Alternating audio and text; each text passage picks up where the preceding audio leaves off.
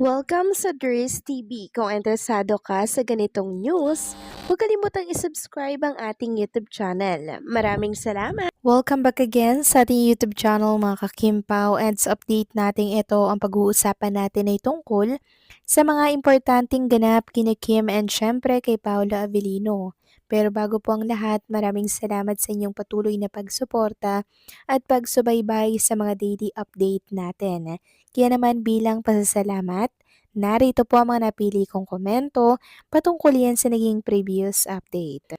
Una komento mula po ito kay Ginang Norma Dayag. Sabi niya, There's TV tama na, past is past. Forget the past, focus on the present. Kaya kayo mga Kemerald, move on na kayo.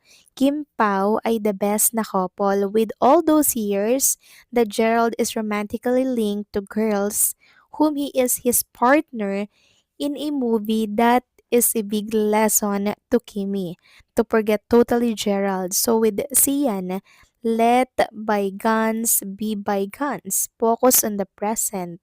God bless Kim Pao, legit fans, bloggers, seniors, and Aki. Tama po kayo dyan, Ginang Norma Dayag.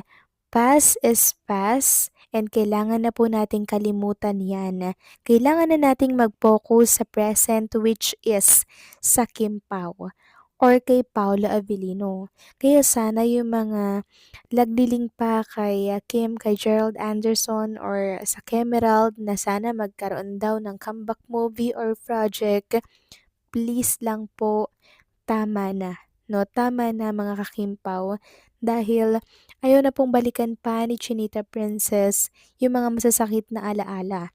Hayaan na po natin siya na mag-move forward. Huwag na natin siyang ibalik sa nakaraan. Yung kasalukuyan ang kailangan nating intindihin at mag-focus doon.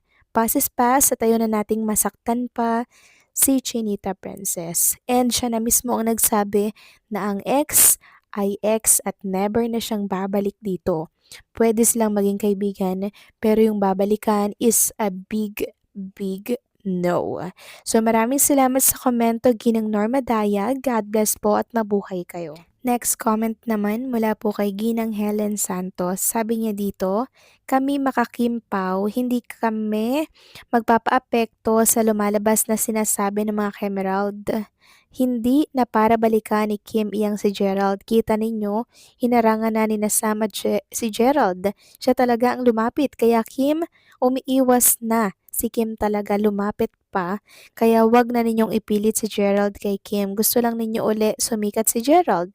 Hindi na sisikat ang idol ninyo. Kaya tigilan na ninyo si Kim. Malayo nang mangyari ang mga sinasabi ninyo. Hindi na para iwan ni Kim si Paulo. Si Kim pag pass is pass. Yes, tama po kayo dyan, Helen Santos. Pass is pass at never na pong babalik pa si Chinita Princess sa mga taong nanakit sa kanya. 'Di ba? Katulad ni Sian, katulad ni Gerald Anderson. Yan ay mapait na alaala na lamang na hindi na kailangan pang balikan mga kakimpaw. Super awkward si Chinita Princess kay Gerald Anderson. Pero dahil may respeto si Kim Chu, maayos niya pong tinanggap yung pagbeso ni Gerald Anderson. Kasi sa oras po na itsapwera niyo yun, syempre ang lalabas na masama si Kim Chu na naman. Gagawa na naman po yan ng issue ng mga bashers. 'Di ba? Sasabihin, ay si Kim Chu ganyan, masama ugali. 'Di ba? Nakalimutan na yung mga magagandang ginawa ni Kim Chu. Tapos sa isang pagkakamali, mabubura agad. Kaya tama lang din mga kakimpaw na pinakitunguhan ng maayos ni Kim si Gerald para tahimik, walang issue. Pero ang nangyari, grabe naman mga kakimpaw, nabuhay ang mga Kemerald. Kaya please lang, stop na po sana. So maraming salamat sa komento, Ginang Helen Santos. God bless po and mabuhay kayo. So ito na nga, pag-usapan na natin mga kakimpaw ang mga topic na nakahalap natin sa gabing ito. And unahin na nga nating pag-usapan, ito pong inilabas ng Dreamscape PH.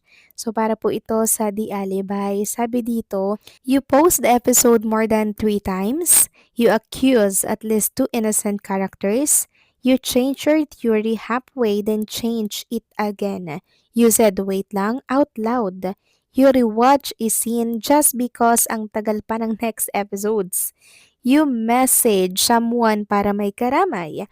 You felt attacked by a line that wasn't even meant for you. You swore you won't overthink, but you did. You finished the episode and immediately needed silence. Yes, very tumpak mga kakimpaw, 'di ba? Ang galing namang manghula ng Dreamscape PH. Gantong-ganto kasi ang mga Kimpaw fans. Samantalang, in IG story naman po ni Paula Avellino nga itong pinost ng Dreamscape PH, especially itong picture nilang dalawa ni Chinita Princess. Ayan mo mga kakimpaw, oh. Todo flex si Paulo kay Chinita Princess. Samantalang next topic naman, pag-usapan natin itong panunupalpal ni Chinita Princess na naman ha. Bago po to mga kakimpaw, sa isang bashers na kung saan hindi na po ginagalang ang feelings ni Trinita Princess. Grabe itong si Bernice ha. Sabi po kasi ni Bernice, I honestly thought it was a Kim Pao account but oh well. My biases aside, this is so tacky. Can't people enjoy what they want these days? Wala naman atang natatapakan or meron ba? I don't know ha. Tasteless eh. Yung comment nitong si Bernice para doon sa tweet ni Chinita Princess na makapag-relapse, akala mo talaga di tayo niloko 15 years ago. Then meron pang sinabi si Bernice, sabi po niya, this is not invalidating her feelings on something that happened 15 years ago. Kung big deal pa din sa kanya yon, go hold that grudge, whatever. It is her right and life. Pero sana binigay na lang sa si Viz yung pag-enjoy ng 3 seconds na yon. Bakit laging doormat pag kijipan? Sinagot po to ni Chinita Princess mga kakimpaw. Sabi po ni Kim, Bernice, talaga ba? So ayan, gigil na po si Chinita Princess mga kakimpaw. Kasi grabe naman po kasi itong si Bernice. Hindi na po ginalang yung feelings po ni Chinita Princess. Hindi niya kasi alam siguro na masaktan. Katulad ng pinagdaanan ni Chinita Princess na 15 years ago lang naman na merong nanloko sa kanya ng paulit-ulit. Kaya pinalagan po ito ni Chinita Princess. Sabi nga po nung nag-comment, ayan, pumalag na si Stella Kim Chu pala.